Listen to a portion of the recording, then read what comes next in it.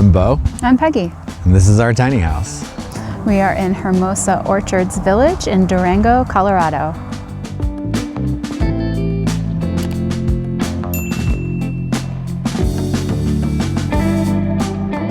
We've been living in our tiny house for about 5 months now, and the dimensions are 12 by 36 feet.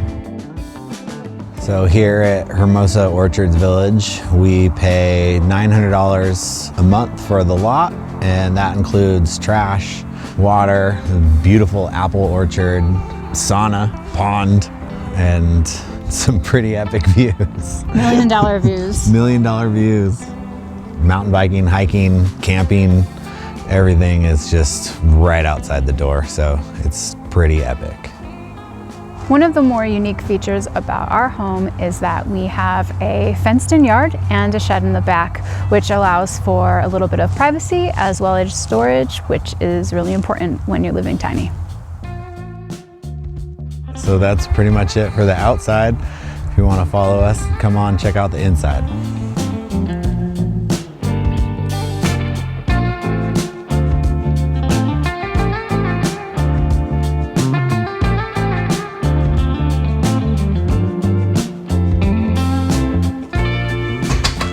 Welcome to our tiny house. It's 423 square feet of love. I found this tiny house pre-owned online. When we first got it, it was pretty bare bones. Since we've moved in, we've done a lot of little changes here and there just to make it work for us. I think some things that I like about the layout now is that it's starting to feel more like a cozy home, that you know that you have a spot for this thing because you built it. And that's super important. I really love that. We've really taken into consideration the storage that we do have, and we've maximized those things to work for us. Starting behind me is the kitchen. Please come. First, we have this little pull-out. When we are preparing meals, bring over a prepping station if Bo is doing the dishes or what have you. It's so lovely to have this extra space, so I'm thankful that we kept it because it's really quite lovely. Moving into some of the kitchen storage, all of these were just bare bones squares, just empty. So what we've done, one of my favorite things that Bo has done for our dishes is that he created this pull-out shelf so we can have our dishes more accessible easily, and the same thing with the glassware, having this pull out instead of just a huge square, because looking at it and stacking it wasn't practical for us, it wasn't usable. So he's done such a great job, and even down here he's placed more of the pull-outs as well for our glass storage and things like that. Having multiple tiers really helps add to the storage capacity for the space. We also didn't have any pull-out drawers, so where the heck is our silverware gonna go? Bo did all of this. He put on these faces, measured painstakingly to make it work for us so that there is a place for silverware, there is a place for gadgets, and there is a place for our bottles and things that you just kind of take for granted in a normal home. Usually that's just part of what is, but here it wasn't. Even like you're used to cabinetry mounted on the walls, which we don't have here. So making this space work was really lovely. I have a lot of plants. I am a plant mama, and Bo helped accommodate them by creating all these shelves. We'll probably add some more shelves at some point, but this whole space has really transitioned in a lovely way. Something that I'm used to in my former house was a lot of counter space. So I had my appliances kind of lined up. And living tiny, when you have a giant air fryer or you have your rice cooker and you have all these things that you're used to having on your counter space, you're again forced to become mindful of what do I need on the day-to-day basis, what needs to be in my immediate reach, and then what can go up and store. So I'm really thankful that this was a pre-existing shelf on top of the microwave, so we're able to put like the rice cooker and the Ninja up there and the steamer and things like that. So the original sink in the space was this size of usable metal sink and this much of a built-in dishwasher that was very tiny that also took up a ton of space down here. It took up probably like this much of the inside space, which doesn't make sense when you enjoy washing dishes and also live tiny and need somewhere to put your cleaning supplies or your recyclables or things that you want hidden in a kitchen. So we purchased this sink from Costco, thankfully. It's really lovely, and it's got the depth that we need and the space we need, with also this drying rack on top, because again, like, you need to utilize your space. So having a drying rack was really important to us as far as the sink goes. We have this beautiful window behind us, which allows us this gorgeous view of this red mountainscape. And on this side of the kitchen, we have our refrigerator. One WTF about this is that the molding is actually missing from here to accommodate the door opening. And this was something that was part of the house before we purchased it. We're still trying to work it out because we'd really like it to look finished, and Beau's probably going to create a piece of wood that will fit perfectly.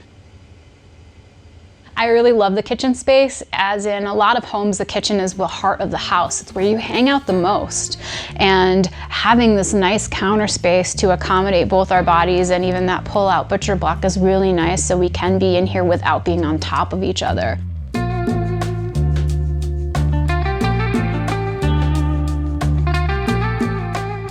Right through the kitchen is our living room, where we, live, hang out, drink coffee, do crossword puzzles every morning.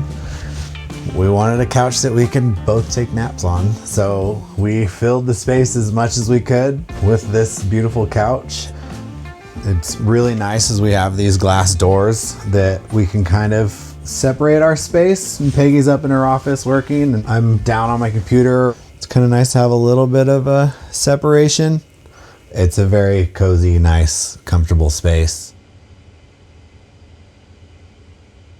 I'm a lover of wood. Ponderosa pine, maple, oak, cherry, mahogany. Oh, would you look at that? Rich, walnutty perfection. Introducing Holzkern, a watch and jewelry brand for men and women.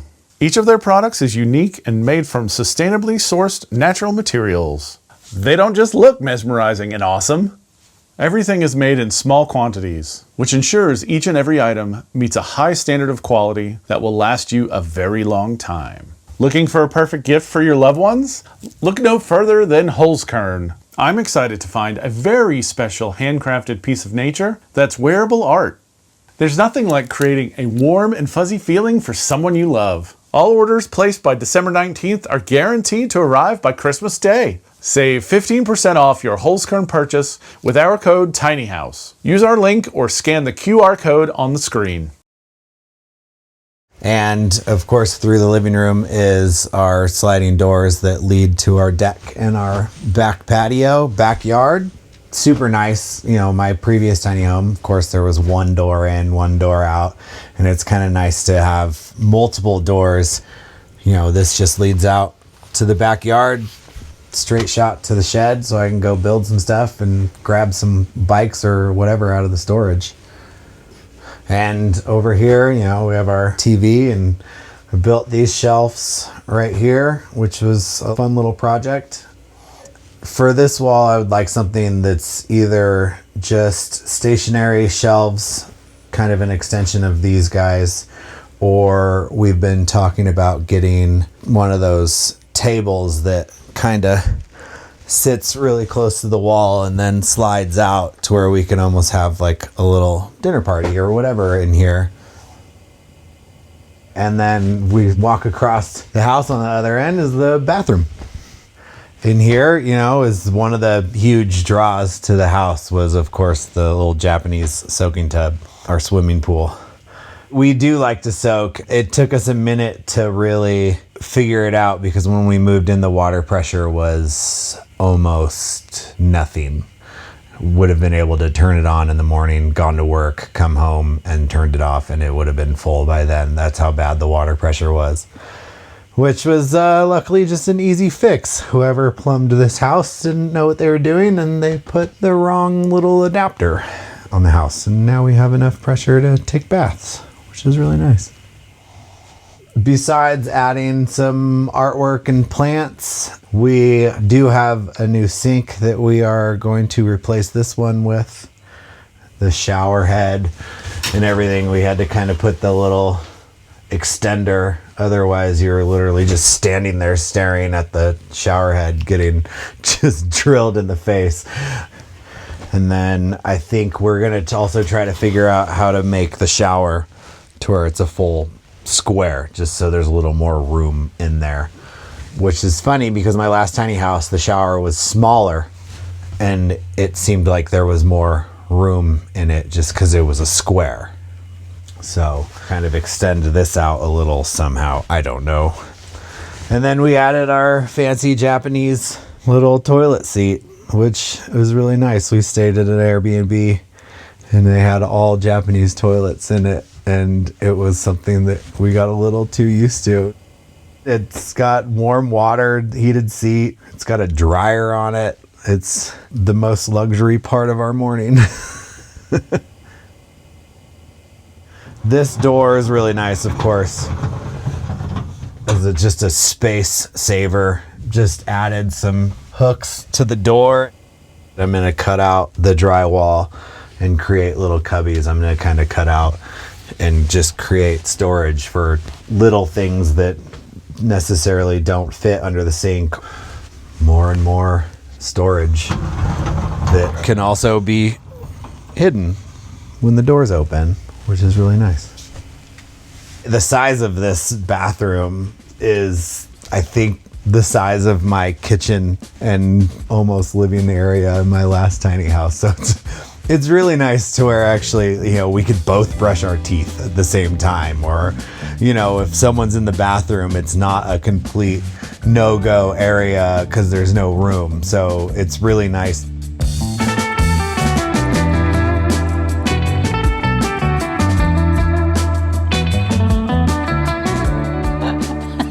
How people meet in this day and age on Tinder.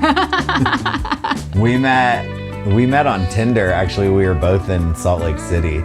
I was in my van and she was just cruising the country, you know, I think looking for a new place to live. Yeah, I was working remotely. We connected online, and like a month later, she flew. I was in Southern California and she flew out to California and jumped in the van. And then we like to say our first date was like a week in the van driving through the desert.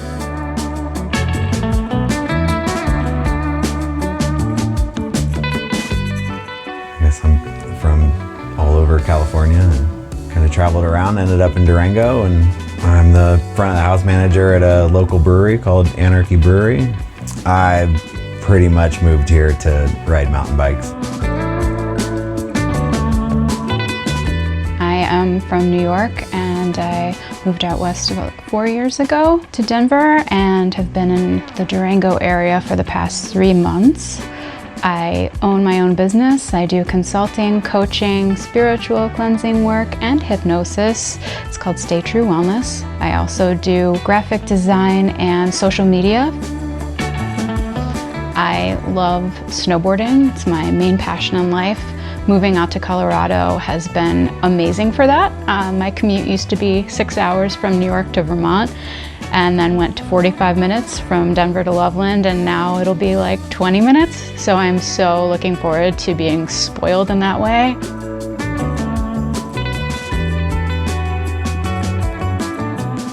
I lived in, I had a traditional house built in Austin, Texas, and when I was done with all that, it was kind of like let's sell everything and buy a van, and built it out myself and drove away and kind of cruised to the west for a little over 2 years, just riding bikes and snowboarding. And childhood best friend Brian decided to buy a catamaran sailboat, and I sold my van and moved onto the boat with him, and we sailed up and down the East Coast and then into the Caribbean for a little over a year, just kind of figuring out life and hanging out and meeting a lot of cool, interesting people. And bought a motorcycle in Phoenix cruised on the motorcycle for about a month or so, a little more, and kind of just camping and driving around, and came out to Durango to stay with a friend, kind of figure out what I wanted to do, and eventually moved into an apartment, which I did not like. So I got my first tiny house. In New York, I had been living with, like, at the time, 3 other people, and was over New York living, had been on the road with Bo for a month, and I didn't want to go back to New York. I was just done with it, and I had friends in Denver, so I went to Denver, found a property, a little casita in the backyard of these people's property that was awesome. And it's funny that in my mind I was like, well, it's one more step closer to a tiny home. And I've been following a bunch of accounts on Instagrams, like bungalows and cottages and tiny homes, that just fell in love with the idea. And I loved that cottage that I had, and I was there for maybe 2 years, 2.5, and Bo and I had reconnected, and 6 hours of a commute for a relationship one way is kind of rough. So we just started looking at how we could start a life together, and started just looking at what was around and available, and I came across this place because his tiny home was too tiny for 2. There was no way. And this was just like a, and here we are.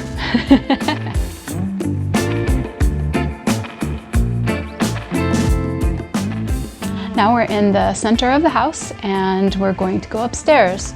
Something nice about the kitchen area is that there is this tuck-away stair system. So if we want to create more room in the kitchen and kind of block off this area to make it private, we can, which is really nice if there's a bunch of guests in the house.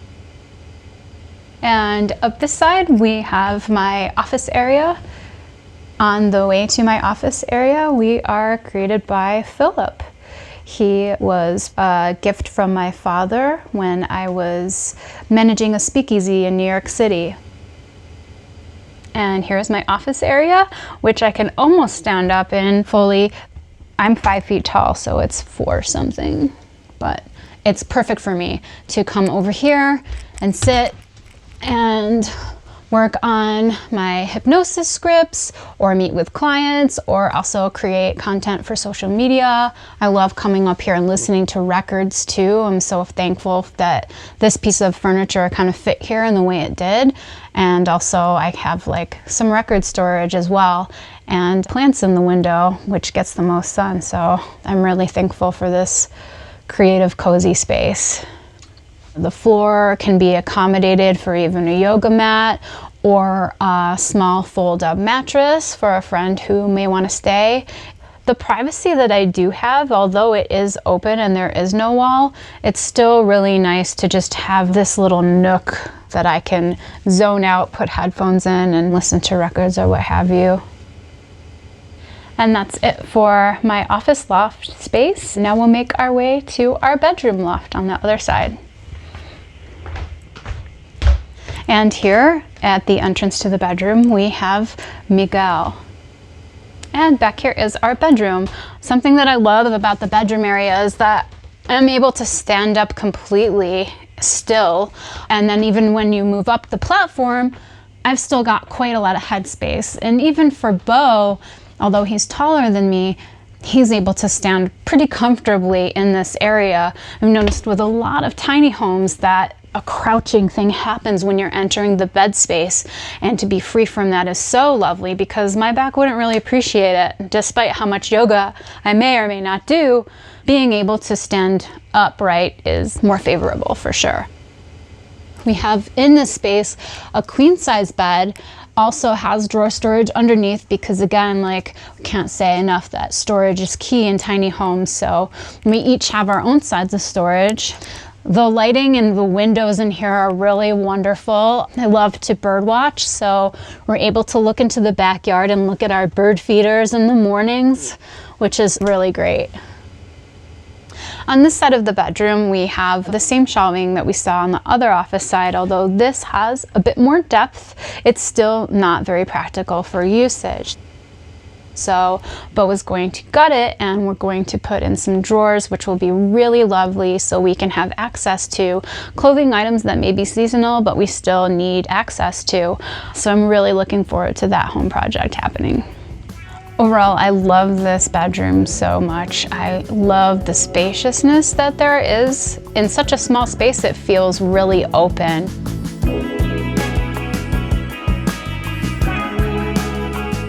For me, it's like, this is the person I want to spend the rest of my life with, and I get to hang out with her every day.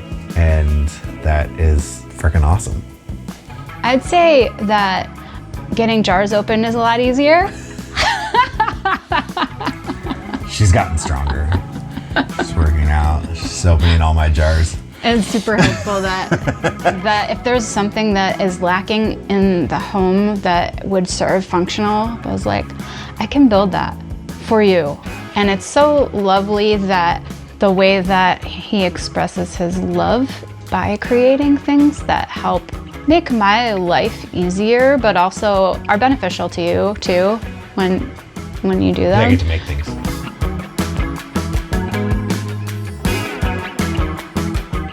This house was a 165, and some friendly and family, loans made it a lot easier, as opposed to trying to go through a bank, because it's basically a personal loan for a vehicle, which is not the friendliest loan.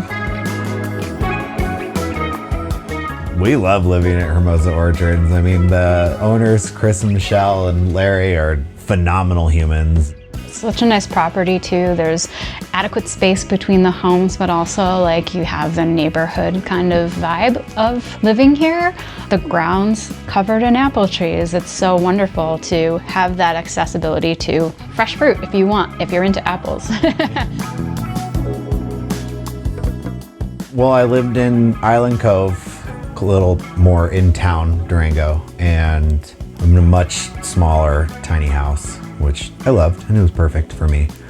It was great. The community was awesome. Everyone that lived in there was really cool, and it was a little tighter because it was in town. So, it's just like the further away you get from any city, the more open everything is. So moving out here, it's really nice. Like Peggy said, it's, our neighbors are not on top of us, and it's like they've done a really good job at just laying out the space in between houses here.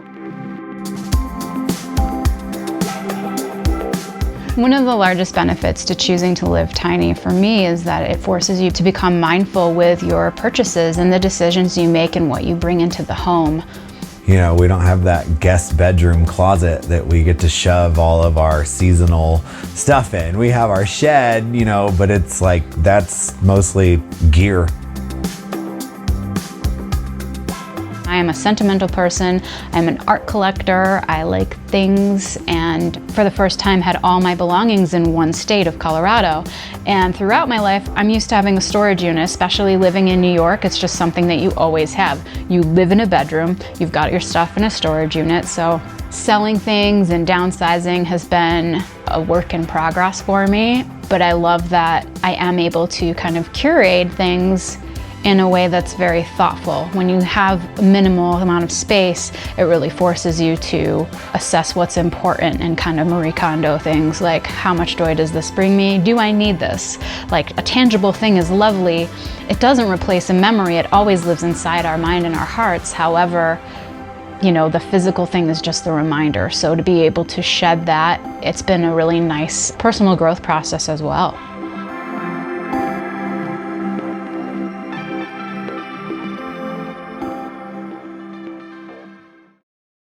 Remember, save 15% off your Holzkern purchase with our code TINYHOUSE. Use our link in the description or scan the QR code on the screen. Thank you for watching our video and for stopping by Tiny House Expedition. I'm Alexis. And I'm Christian. Don't forget to like, comment, and subscribe. And for more tiny home tours and stories, click the videos below. And join us on Instagram for bonus content, including face-to-face conversations with us. We hope to see you there. All right. Thanks, guys. Have a good one.